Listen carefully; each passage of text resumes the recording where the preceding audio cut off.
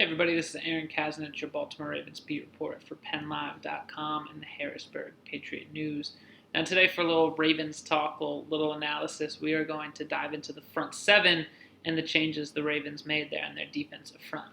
Now the reason that the front seven is so important, not only is it where the Ravens tweaked their roster the most this offseason, it's also the one area of the roster that seemed a little weak going into the offseason, right? So the Ravens brought back a pair of all-pro cornerbacks in Marlon Humphrey and Marcus Peters. Their secondary looks pretty good. Obviously, on offense, they have the NFL's reigning MVP, Lamar Jackson. They led the league in scoring last year.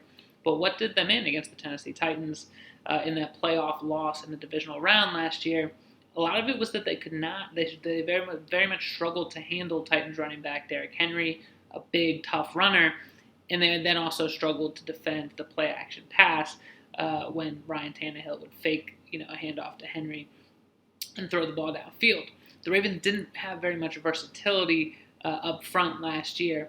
And now that we've gone through the offseason, now that we're into June and the Ravens kind of know what their roster makeup looks like, the big thing is the new look front seven good enough? Did it fix those issues that showed up in the postseason last year?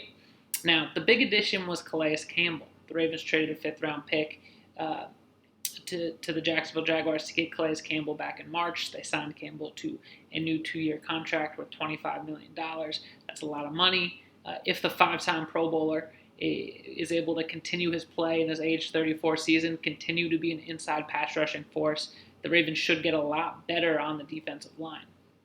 Campbell, not only he's had over 31 sacks the past 3 seasons combined, not only that, he's considered one of the best run-defending defensive ends in the NFL. He can move around the defense, and with him in the fold, the Ravens can move Brandon Williams back over to nose tackle.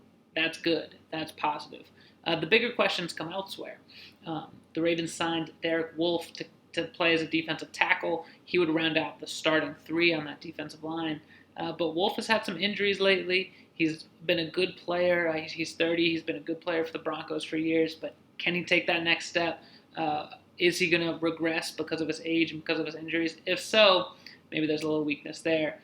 Have the Ravens done enough at outside linebacker? Clearly, they kept Matthew Judon and they kept their roster in place around him when we look at the edge pass rushers. But could the Ravens have done a little bit better? Could they have gotten some guys who maybe could complement Judon?